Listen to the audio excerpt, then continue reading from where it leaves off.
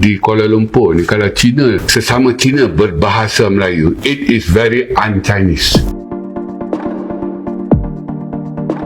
Ya, saya berasal dari Kelantan dan semua orang bukan Melayu di Kelantan fasih berbahasa Melayu. Dialek Kelantan. Ya, dialek Kelantan, orang Cina, orang Siam, orang India. Dan bahasa Melayu tu adalah antara bahasa orang bukan Melayu di Kelantan. Ya. Kalau Cina di Kelantan, sesama Cina mereka berbahasa Melayu dialek Kelantan. Tidak ada kekok pun. Kalau di luar Kelantan, di Kuala Lumpur ni, kalau Cina, sesama Cina berbahasa Melayu, it is very un-Chinese. Un-Chinese. Yes, sesuatu yang pelik dipandangnya, biar betul kau ni.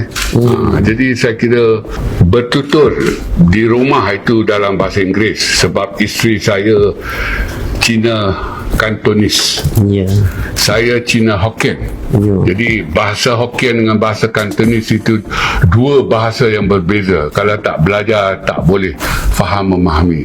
Jadi kami bersekolah Inggeris dan sudah tentu sekali-sekala bercakap bahasa Melayu. Jadi dalam keluarga saya ada 2 orang anak. Bahasa kami ialah bahasa Inggeris dan bahasa Melayu. Kedua-dua anak saya tak boleh berbahasa Cina, sama ada Kantonis ataupun Hokkien, sebab kami tak ajar. Kami berbahasa Inggeris.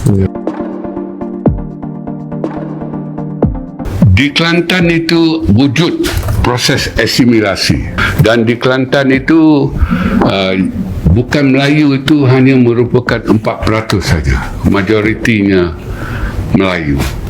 Dan di Kelantan, walaupun ada orang Cina, ada orang Siam, orang India, rata-rata orang-orang bukan Melayu di Kelantan itu memandang tinggi kepada orang Melayu Kelantan. Mereka menganggap orang Melayu Kelantan orang Melayu yang berkebolehan. Ada tukang mas Kelantan. Di Kelantan itu ada tukang mas orang Melayu. Jadi di tempat-tempat lain tak ada. Kan? Kalau di Kelantan ada tukang perak Melayu, tukang mas Melayu. Dan kalau kita di Kelantan itu, kalau nak baiki rumah, kita panggil orang Melayu.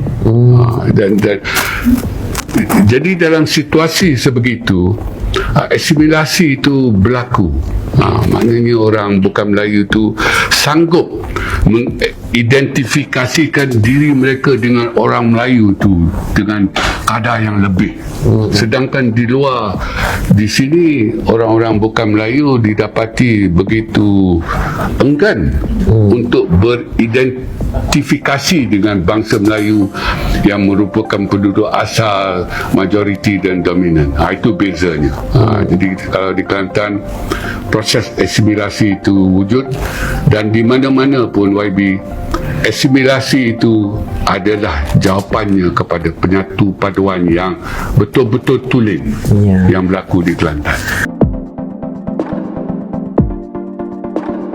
Ya, kita dapat lihat di Indonesia dan di Thailand itu kan, orang-orang Melayu di selatan Thai itu, mereka dipaksa ataupun dengan sendirinya mereka berintegrasi ke dalam masyarakat Thai itu, sehingga kan nama-nama mereka pun perlu ditukar.